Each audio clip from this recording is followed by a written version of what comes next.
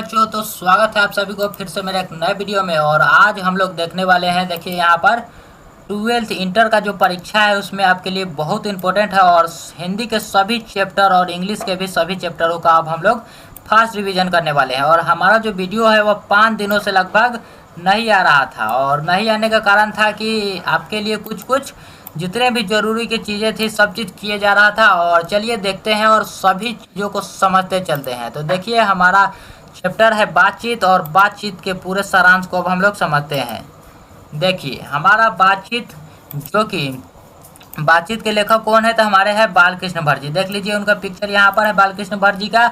और देखिए यहाँ पर थोड़ा सा लेखक परिचय हम लोग जान लेते हैं ताकि हमको समझने में आसानी हो। तो देखिए यहाँ पर लेखक परिचय में हमारा क्या है, लेखक का जो नाम है वह क्या है, बातचीत के लेखक क्या है, कौन है, तो वह है बालकृष्ण भट्ट जी। याद रखिएगा, बातचीत एक प्रकार का क्या है, तो एक प्रकार का ललित निबंध क्या है, तो एक प्रकार का ललित निबंध है, याद रखिएगा। और देखिए यहाँ पर कि लेखक जो बालकृष्ण भट्ट जी जो है उनका जन्म कब हुआ है, तो बालकृष्ण भट्ट जी का जो जन्म है वह 23 जून 1844 को हुआ है। कब हुआ है, तो 23 जून 1844 को। और उनका निधन जो है वह 20 जुलाई 1914 को हुआ है। और देखिए आगे भी सभी चैप्टर, और इस पूरे चैप्टर को हम लोग बहुत अच्छी तरह से समझने वाले हैं, पूरे सारांश को देखने वाले हैं। तो देखिए इनका निवास स्थान था इलाहाबाद, जिसे अब नाम बदलकर क्या कर दिया गया है, तो प्रयागराज कर दिया गया है, जो कि है उत्तर प्रदेश में।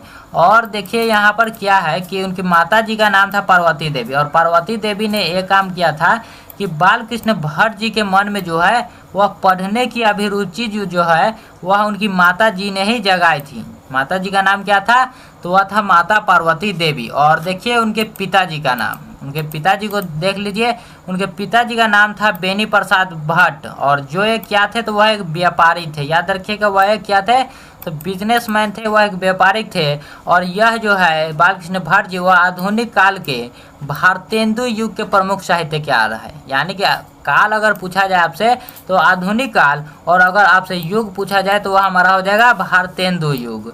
और देखिए यहाँ पर क्या है, और सभी चीज़ों को समझते चलते हैं। देखिए यहाँ पर हमारा क्या है, निबंध जो है इन्होंने लगभग 1000 निबंध इन्होंने लिखा है, 1000 निबंध, जिसमें से 100 से ऊपर महत्वपूर्ण है। याद रखिए 100 से ऊपर जो है वह फेमस पुस्तकें हैं। चलिए अब समझते हैं पूरे चैप्टर को, और पूरे सारांश को अब हम लोग समझते चलते हैं। सभी सारांश को देखते हैं और समझते हैं कि क्या है हमारा सारांश। तो देखिए हमारा बहुत अच्छा से एनिमेशन भी यहाँ पर शो हो रहा है, और यहाँ पर पिक्चर को भी ऐड किया गया है ताकि आपको जो है समझने में आसानी हो, ताकि जो है आपको क्या हो, तो समझने में आसानी हो। और देखिए यहाँ पर क्या है, इसे भी समझते हैं हम लोग। तो देखिए हमारा क्या है, बातचीत सारांश है। और बातचीत जो है हमने लेखक परिचय को देख लिया है, और यहाँ पर देखना है कि इस चैप्टर में आखिर क्या है। तो देखिए बातचीत क्या है, तो इसमें बातचीत के शैली के बारे में बालकृष्ण भट्ट ने बताया है। बातचीत करने का उत्तम तरीका, और बात कितने लोगों में किया जा सकता है, और कितने से करना अच्छा होता है, और कहाँ के लोगों में बातचीत जो करने की कला होती है वह बहुत अच्छी तरह से होती है, और उनके पास हुनर होता है किस चीज़ का। तो देखिए बातचीत शीर्षक निबंध जो है, बातचीत शीर्षक जो निबंध है उसके निबंधकार कौन है, तो भारतेंदु युग के प्रमुख साहित्यकार एवं निबंधकार बालकृष्ण भट्ट द्वारा लिखा गया है। यह जो बातचीत चैप्टर है यह किसके द्वारा लिखा गया है, तो यह है बालकृष्ण भट्ट जी द्वारा लिखा हुआ। और देखिए यहाँ पर कि क्या है कि जिसमें यहाँ पर क्या उन्होंने कहा है, जिसमें वाक शक्ति के संबंध में लेखक ने बताया है, वाक शक्ति के संबंध में लेखक ने अपने विचार को बताया है, तथा वाक शक्ति को ईश्वर का वरदान बताया है। और देखिए यहाँ पर और क्या क्या कहते हैं, तो वो उन्होंने, देखिए बातचीत जो चैप्टर है उसके लेखक है बालकृष्ण भट्ट जी, और बालकृष्ण भट्ट जी जो है वह भारतेंदु युग के है।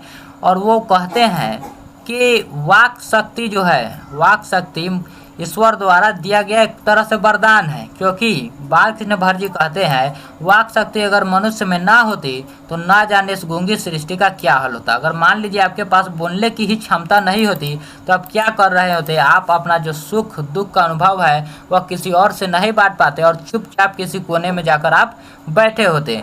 तो यही है हमारे वाक शक्ति। देख लीजिए यहाँ पर किस प्रकार से वाक शक्ति होने के कारण सभी लोग मीटिंग कर रहे हैं। सभी कामों को आसान बना रहे हैं। और यही अगर हमारे पास ना होता तो क्या होता हमारे लाइफ में। और देखिए यहाँ पर कि वे कहते हैं कि जैसे आदमी को ज़िंदगी मज़ेदार बनाने के लिए खाने पीने और चलने फिरने की ज़रूरत होती है, चलने फिरने इत्यादि की ज़रूरत होती है, वैसे ही बातचीत भी अति आवश्यक है।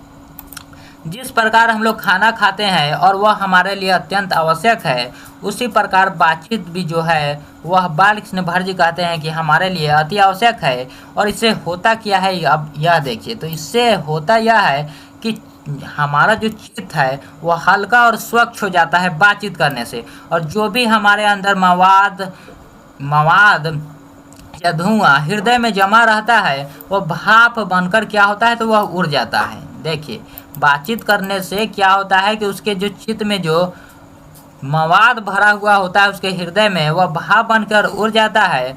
और यहीं पर कई लोगों की भी चर्चा है। तो देखिए यहाँ पर एक बेन जॉनसन जी के बारे में चर्चा है। बेन जॉनसन जी कहते हैं कि बोलने से ही मनुष्य के रूप का साक्षात्कार होता है। तो बोलने से ही मनुष्य के रूप का क्या होता है, तो वह साक्षात्कार होता है। और बेन जॉनसन का जो कहना है वो कहते हैं कि अगर जब तक व्यक्ति बोलेगा नहीं तब तक उसका गुण और दोष जो है वह प्रकट नहीं होगा। और बोलने से ही उसके गुण और दोष का पता चलता है किसी भी व्यक्ति का।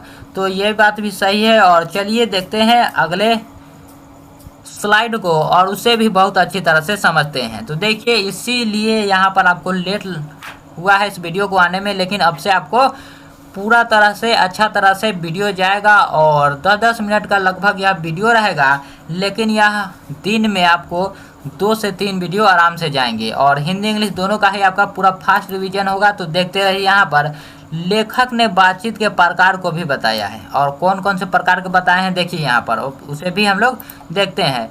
कि यहाँ पर एडिसन जी जो है, जैसे वहाँ पर बेन जॉनसन बोलते हैं कि बोलने से ही मनुष्य के रूप का साक्षात्कार होता है, उसी प्रकार यहाँ पर एडिसन जी बोलते हैं, एडिसन जी मानते हैं कि असल बातचीत जो है, असल बातचीत सिर्फ 2 व्यक्तियों में हो सकती है।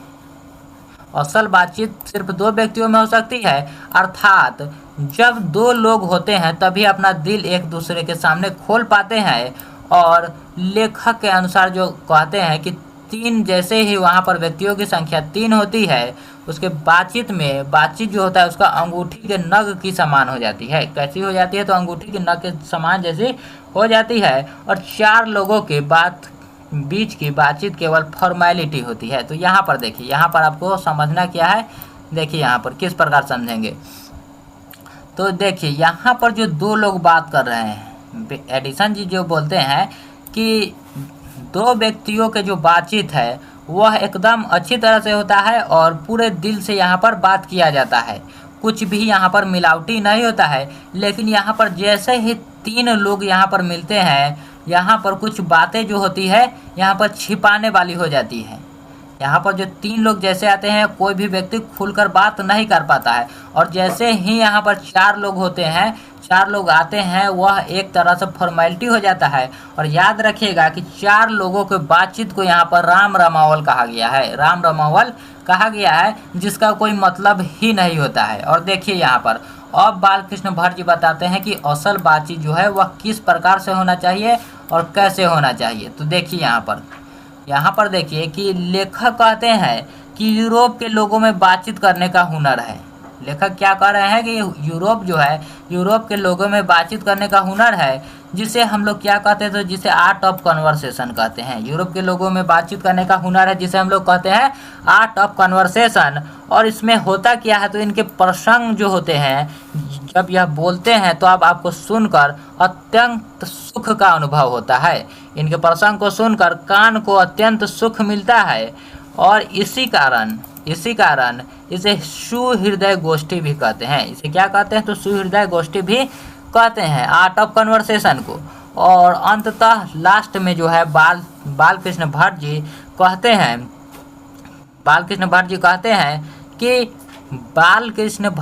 हैं कि हमें अपने अंदर एक ऐसी शक्ति पैदा करनी चाहिए जिससे हम अपने आप से, यानी कि खुद से ही बात कर सके। खुद से ही क्या कर सके, तो बात कर सके। देखिए यहाँ पर कर ले, और बात का यही सही उत्तम तरीका है। और यह क्यों बताते हैं, क्योंकि देखिए यहाँ पर जब व्यक्ति खुद से ही बात करने लगेगा तो यहाँ पर कोई झगड़ा जैसी समस्या का यहाँ पर कुछ बात ही नहीं होगा, और यहाँ पर वह उत्पन्न ही नहीं होगी वह समस्या। यहाँ पर देखिए इस प्रकार से वह खुद से ही अपने आप से यहाँ पर बात कर रहा है। तो यहाँ पर चित्र के माध्यम से भी यहाँ पर यह समझाया गया है ताकि आपको अच्छी तरह से समझ में आए। और देखिए यहाँ पर यह वीडियो जो है आपको कैसा लगा, और इसी प्रकार से जो है आपका वीडियो जो है अभी लगातार आते रहेगा सभी चैप्टर का। और इतने ही दिनों में हमें पूरे चैप्टर को कवर कर लेना है, पूरे हिंदी के और इंग्लिश के जितने भी चैप्टर है सभी को कवर कर लेना है। और देखिए यहाँ पर आपको जो है यह वीडियो कैसा लगा है यह आपको कमेंट में ज़रूर बताना है। कमेंट में क्या करना है, इस वीडियो कैसा लगा है वो कमेंट में बताना है। और यह वीडियो अगर अच्छा लगा होगा तो एक बार लाइक कर दीजिएगा। तो चलिए, और इसी प्रकार से स्लाइड से अब आपको पढ़ाया जाएगा। फिर मिलते हैं अगले वीडियो में और इसके ऑब्जेक्टिव सेशन में।